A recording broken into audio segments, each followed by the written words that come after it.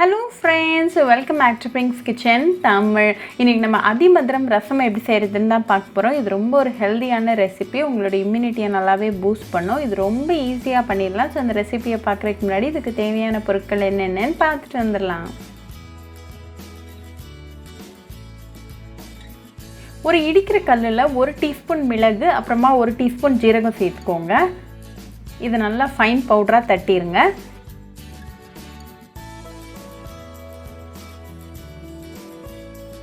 இது கூட ஒரு 10 பல்லு பூண்டு, கொஞ்சமா கருவேப்பிலை இலைகள், அப்புறமா ஒரு பச்சை மிளகாய் சேர்த்துக்கோங்க.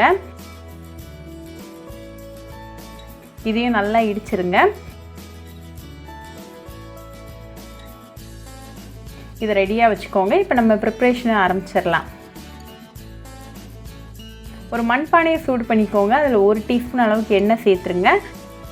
எண்ணெய் நல்லா காஞ்சதும் 1/4 டீஸ்பூன் அளவுக்கு வெந்தயம், 1/4 டீஸ்பூன் அளவுக்கு ஜீரகம், 2 காஞ்ச மிளகாய், கொஞ்சமாக கருவேப்பிலை இலைகள், 1 சிட்டிகை பெருங்காயத்தூள், நம்ம இடித்து வச்சுருக்கிற அந்த இன்க்ரீடியன்ட்ஸ், 2 பழுத்த தக்காளி பொடிசாக கட் பண்ணது, 1 டீஸ்பூன் உப்பு, 1/4 டீஸ்பூன் மஞ்சள் தூள், அப்புறமா 1 அதிமதுரம் ஸ்டிக் சேர்த்துக்கோங்க. இதை நல்லா கலந்து விட்டுருங்க. தக்காளி நல்லா மசிஞ்சு குக்கார வரைக்கும் நல்லா கலந்து விட்டுக்கோங்க. இப்போ தக்காளி நல்லா வெந்தாச்சு. ஸோ இந்த ஸ்டேஜில் ஒரு 1/2 கப் அளவுக்கு புளி தண்ணி, அப்புறமா 2 கப் அளவுக்கு தண்ணி சேர்த்துக்கோங்க. இதையும் நல்லா மிக்ஸ் பண்ணி விட்டுருங்க. இது லைட்டாக கொதிக்க வரைக்கும் நம்ம வெயிட் பண்ணலாம்.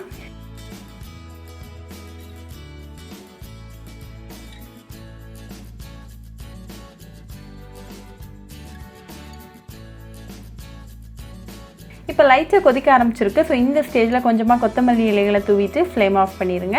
இப்போ நமக்கு சுவையான அதிமதுரம் ரசம் சூப்பராக ரெடி ஆகியாச்சு. இதை நல்லா சூடாக சாதம் கூட சர்வ் பண்ணி உங்கள் ஃபேமிலி அண்ட் ஃப்ரெண்ட்ஸ் கூட என்ஜாய் பண்ணுங்கள்.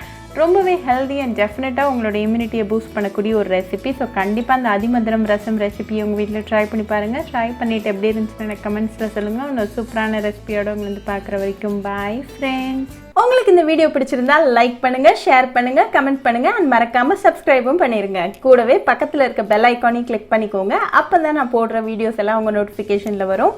உங்களுக்கு ரெசிபிஸ் இங்கிலீஷ்ல பார்க்கணும்னா பிங்க்ஸ் கிச்சன் சேனலை பாருங்க. சேனலோட லிங்க் நான் அந்த டிஸ்கிரிப்ஷன் பாக்ஸ்ல கொடுக்குறேன். மறக்காம செக் பண்ணுங்க. இன்னொரு இன்ட்ரெஸ்டிங்கான ரெசிபியோட உங்களை வந்து பார்க்குற வரைக்கும் பாய் ஃப்ரெண்ட்ஸ்.